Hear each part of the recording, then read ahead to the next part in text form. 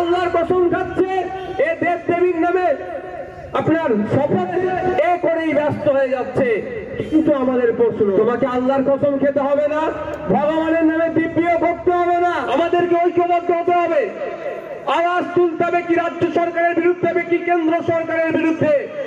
আপনারা দেশ পরিচালনার, আপনারা রাজ্য পরিচালনার দায়িত্ব নিয়েছেন, আমাদের এলাকার এখনো মানুষ কেন খেতে পাচ্ছে না, এর জবাবটা দিতে হবে। এই আওয়াজ আমাদেরকে জাত ধর্ম বর্ণ নির্বিশেষে ঐক্যবদ্ধ হয়ে আওয়াজ তুলতে হবে। অন্যথায় কি হবে? ক্ষুধার্তের সংখ্যা বেড়ে যাবে, আর তারা বাবুরা বাবুদের জায়গায় থেকে যাবে, আর গরিব মানুষ এই বুথের এলাকার কি রাম কি রহিম, সে ক্ষুধার তাড়নায় তাকে জীবন যাপন করতে হবে। তাই বন্ধুগণ, আপনাদের কাছে অনুরোধ করব, যত দিন এগিয়ে আসছে, ভোট এগিয়ে আসছে, তত মানুষের মধ্যে ধর্মকে সামনে রেখে বিভাজনের করার চেষ্টা করবে। আমি আপনাদের বলি, আমাদের মধ্যে এটা লাগিয়ে দেওয়ার চেষ্টা হচ্ছে, মানুষ মেন ইস্যু থেকে ছেড়ে অন্য ইস্যুতে চলে যাক। আমাদের মূল ইস্যু কি? শিক্ষার, স্বাস্থ্য, কর্মসংস্থান, অন্ন, বস্ত্র, এটাই আমাদের ইস্যু হওয়া দরকার। এটার বাদ দিয়ে এ বলছে আমি মন্দির করছি, এ বলছে আমি মসজিদ করছি, এ বলছে আমি গুরুদুয়ারা করছি, এ বলছে রমজান মাসে এসে তোমাদের সাথে ইফতার খাচ্ছি, এ আল্লাহর কসম খাচ্ছে, এ দেব দেবীর নামে আপনার শপথ নিচ্ছে, এ করেই ব্যস্ত হয়ে যাচ্ছে। কিন্তু আমাদের প্রশ্ন, তোমাকে আল্লাহর কসম খেতে হবে না, ভগবানের নামে দিব্য করতে হবে না। তুমি আমাদের পাড়ার লোকটার যে এখনো খড়ের চালে ঘুমাচ্ছে, ওর মাথার উপরে কেন পাকা ঘর হলো না, ওর জবাবটা তোমাকে দিতে হবে। এই আওয়াজটা আমাদেরকে ঐক্যবদ্ধ হয়ে তুলতে হবে।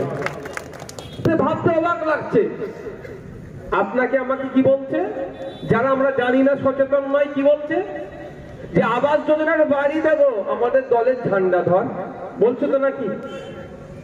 কিন্তু আপনাদের জেনে রাখতে হবে, আবাস যোজনার বাড়ির টাকাটা মমতা ব্যানার্জি তার বাড়ি থেকেও দিচ্ছে না, আবার মোদিজি তার বাড়ি থেকেও দিচ্ছে না। আপনার আবার ট্যাক্সের টাকা থেকে আবাস যোজনা ঘুরে আসছে। আপনাকে আমাকে কি বলছে যে আবাস যোজনার বাড়ি পেতে পারিস, আমাদের মিটিং মিছিলের চোখ।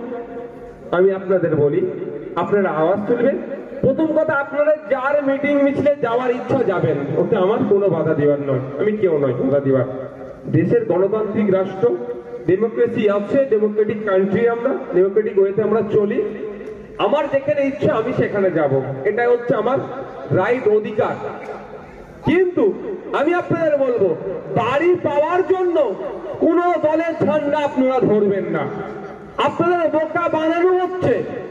যারা বলছে বাড়ি পাওয়ার জন্য ঝান্ডা ধরতে হবে, তাদেরকে এতদিন প্রশ্ন ন করার জন্য তারা আপনাদেরকে ঝান্ডা ধরার কথা বলছে। আপনারা আওয়াজ তুলুন না। সংবিধানের 12 থেকে 35 নম্বর ধারাগুলো দেখুন, ওখানে বাসস্থানের কথা উল্লেখ আছে, মৌলিক অধিকারের কথা উল্লেখ আছে। তো আপনারা আওয়াজ তুলুন, বলুন।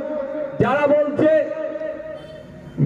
ঝান্ডা ধরলে বাড়ি পাবে, মিটিং মিছিলে গেলে বাড়ি পাবে, তাদেরকে বলুন, মৌলিক অধিকারের মধ্যে পড়ছে বাসস্থানের অধিকার।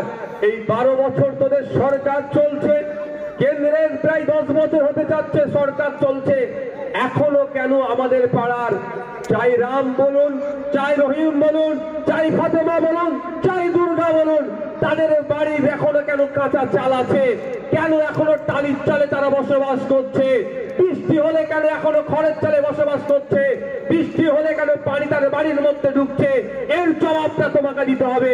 এই আওয়াজ একসাথে সকলকে তুলতে হবে। বাড়ি দেবো তাহলে মিটিং এ চলে কথা বলতে পারবে না। ওদের দায়িত্বের মধ্যে পড়ে আপনার বুথে যিনি গরিব মানুষ, যার কাঁচা বাড়ি থেকে বাঁকা বাড়ি করে দেওয়ার দায়িত্ব ওদের পড়ে। ওরা 12-13টা বছর দায়িত্বে আছে, এখনো পালন করতে পারছেন না, উল্টে বসছেন না ওদেরকে করে, উল্টে আপনাদেরকে চাপিয়ে দিচ্ছে শুধু সচেতন না থাকার জন্য। সচেতন হন। আজকের পর থেকে এই বাড়ির জন্য যদি কেউ ঝান্ডা ধরার কথা বলে আপনাদেরকে, আপনারা বলবেন এই 12 বছরে কেন তোরা বাড়ি দিসনিস, এর জবাবটা আগে তোরা দে। এক বাক্যে আপনাদেরকে বলতে হবে, দেখবেন বলা বন্ধ হয়ে যাবে। আবাস যোজনার বাড়ি কারা পাবে? এখন দেখছি তো, যার যত পাকা বাড়ি লিস্টে তার আগে তত নাম, যে যত মাল দিতে পেরেছে লিস্টে আগের দিকে তত নাম। আর আমার এলাকার গরিব মানুষ, যার হয়ে বলার কেউ নাই, যার হয়ে কহার কেউ নাই, যে কাটমানি দিতে পারছে না 30,000, 40,000, 50,000 টাকা যে দিতে পারছে না, তার বাড়ির নাম আসছে না। আমি আপনাদের বলবো, হাও তাছার কোনো জায়গা নয়। আপনারা গরিব মানুষ অ্যাপ্লিকেশন করেছেন, অনেকে অ্যাপ্লিকেশন করেছে, নতুন যে লিস্ট বার হবে সেই লিস্ট একটু অপেক্ষায় থাকুন। নতুন লিস্ট বার হবে তো নাকি, একটু অপেক্ষায় থাকুন। যদি দেখেন আপনারা আপনার থেকে গরিব মানুষ বাড়ি পেয়েছে, ওয়েল এন্ড গুড। আমরা তো চাই সব থেকে গরিব মানুষ আগে বাড়ি পাক।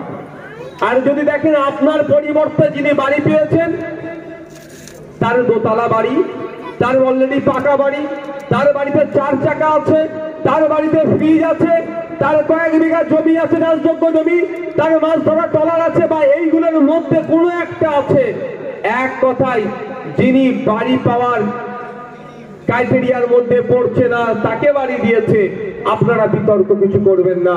আপনারা অ্যাপ্লিকেশন করেছিলেন, তার প্রমাণপত্র আছে, আর আপনাদের পরিবর্তে যাদেরকে বাড়ি দিয়েছে তাদের এনরোলমেন্ট নাম্বার হয়তো একটা, ওই নাম্বারটা নেবেন, আর তার কি আছে জিনিসপত্র, তার ডকুমেন্টস হিসাবে ছবি আমাদের কাছে পৌঁছে দেবেন। কাজ আপনাদের শেষ।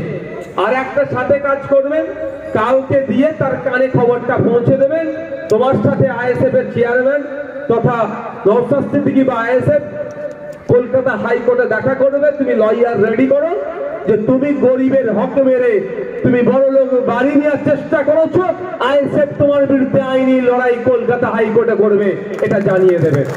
যারা গরিব মানুষ আছেন, কোনো ভাই পাওয়ার জায়গা নাই, আপনাদের টাকা খরচ করে লড়াই করতে হবে না। আপনাদের ছোট ভাই নওশাদ সিদ্দিকী আছে, আপনাদের ভরসার পার্টি আইএসএফ আছে, আপনাদের অধিকার যারা হনন করছে, কোনো বেটাকে ছাড় হবে না। আইনের মাধ্যমে তাকে কিভাবে বুঝে নেওয়া যায়, যে ভুল করবে তখন কি করবে, কোর্টকে যে জবাব দেবে, যে গরিবের হকটা মেরে তুমি কেন বাড়ি নিয়েছো, সেটা কোর্টে যে জবাব দিতে হবে, তার ব্যবস্থা আমি সেই বড় লোকটাকে করে দেবো। এখান থেকে কলকাতা হাইকোর্টে তাকে টেনে নিয়ে যাব, ছাড় হবে না।